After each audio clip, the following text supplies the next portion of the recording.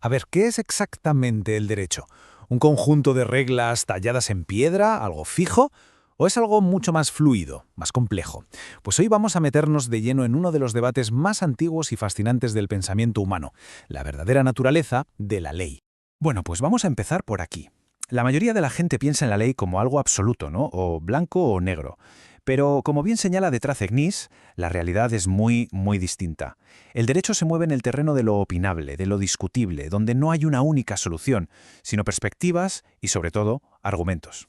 Esta analogía me parece perfecta. Es que no se trata solo de conocer las reglas, sino de cómo las juegas. Pensemos en esto. Dos abogados pueden defender de forma totalmente honesta puntos de vista opuestos usando exactamente las mismas leyes.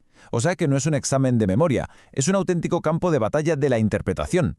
Para entender el debate de hoy tenemos que viajar al origen de todo. Nos vamos a la antigua Grecia, una época en la que ley y moralidad eran básicamente la misma cosa. Aquí, los grandes pensadores griegos pusieron la primera piedra.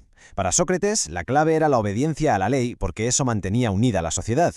Platón, por su parte, puso la justicia en un pedestal, como el ideal máximo al que el derecho debía aspirar siempre. Y luego llegó Aristóteles y conectó la ley directamente con la búsqueda de una vida buena, de una vida virtuosa, en definitiva, con la felicidad.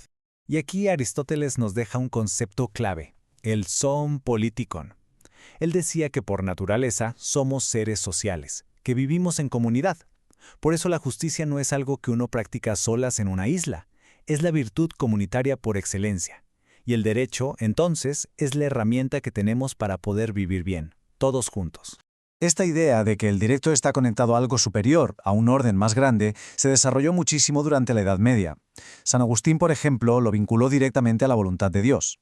Y Santo Tomás de Aquino, que era un gran estudioso de Aristóteles, argumentó que la ley refleja un orden racional que ya existe en la propia estructura del mundo. O sea que la ley no era algo arbitrario, era el reflejo de algo mucho más grande. Vale, ahora damos un salto de varios siglos. Con la Ilustración llega una auténtica revolución en el pensamiento. La idea de buscar un fundamento para la ley que no estuviera ni en la moral ni en Dios, sino en la pura lógica, en la razón. El objetivo era la certeza, la predictibilidad, porque claro, si la ley dependía de la moral de cada uno o de distintas interpretaciones religiosas, ¿cómo iba a ser estable? Así que de aquí nace el positivismo jurídico, que es básicamente el intento de construir el derecho como si fuera una ciencia, un sistema autónomo, coherente y lógico. Y aquí tenemos a los arquitectos de esta nueva forma de ver las cosas. Kant lo imaginó como una ciencia del derecho. Max Weber lo vio como una herramienta racional formal, algo fundamental para que funcionaran el capitalismo y la burocracia, precisamente por ser predecible. Pero sin duda el más radical de todos fue Hans Kelsen. Esta frase es brutal. Ilustra a la perfección la obsesión de Kelsen. Su teoría pura del derecho era un intento de crear un sistema jurídico totalmente lógico, que se bastara a sí mismo, que estuviera limpio de cualquier contaminación, ya fuera moral, política o social.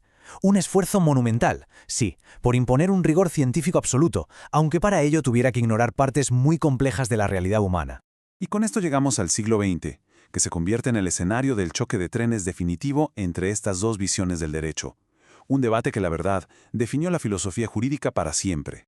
Entonces, el punto clave del conflicto es este. Para los positivistas como H.L.A. Hart, que una ley sea válida depende de su origen, de si se ha creado siguiendo las reglas del sistema, no de si nos parece justa o no. Así que para ellos es perfectamente posible tener una ley válida que sea una auténtica barbaridad. En cambio, en la otra esquina, críticos como Lon Fuller o Ronald Dworkin decían que eso es imposible, que un sistema que viola principios morales básicos simplemente no puede ser considerado un sistema jurídico válido. Punto. Y ojo, que esto no era un debate de salón, para nada. La pregunta era tremenda y tenía consecuencias reales, devastadoras. Para un positivista estricto, las leyes nazis, como se habían creado siguiendo los procedimientos formales, pues técnicamente eran derecho válido. Claro, Fuller y otros se horrorizaron ante esta idea. Argumentaban que un régimen tan perverso había perdido por completo el derecho a ser llamado sistema jurídico. Para demostrarlo, Fuller propuso lo que él llamó la moralidad interna del derecho. No se refería a si una ley es buena o mala en su contenido, sino que cualquier sistema, para ser llamado ley, debe cumplir unos mínimos procedimentales. Por ejemplo, si un sistema funciona con leyes secretas, o que se contradicen entre sí, o que te piden hacer lo imposible, pues según Fuller, eso ha dejado de ser un sistema jurídico. Después de décadas y décadas de este cara a cara, el pensamiento jurídico más reciente ha intentado ir un paso más allá. La solución, al parecer, no era elegir un bando, sino encontrar una nueva forma de entenderlo todo. Esta cita de Atienza y Ruiz Manero, la verdad, captura muy bien el sentir actual. El positivismo fue una herramienta súper importante para darle rigor al derecho, pero su visión se queda corta. Hoy en día, insistir en esa separación radical entre la ley y su contexto social, sus valores, pues ya no parece tener mucho sentido. El enfoque de ahora, impulsado por pensadores como Alexi o Dworkin, reconoce que el derecho es mucho más que un simple conjunto de reglas. Es una práctica social increíblemente compleja que mezcla reglas, sí, pero también principios morales y muchísima argumentación. Cuando un juez interpreta una ley, no está aplicando una fórmula matemática, está participando en un ejercicio que, inevitablemente, tiene que ver con valores como la dignidad, la libertad o la igualdad.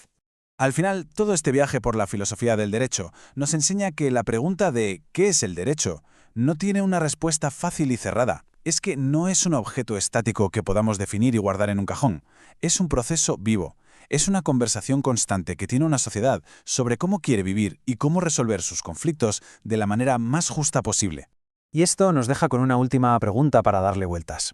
Si dejamos atrás la idea de que el derecho es un sistema de certezas absolutas y aceptamos que es una práctica social, interpretativa, entonces la responsabilidad de decidir qué es justo recae en todas las personas que participan en esa práctica.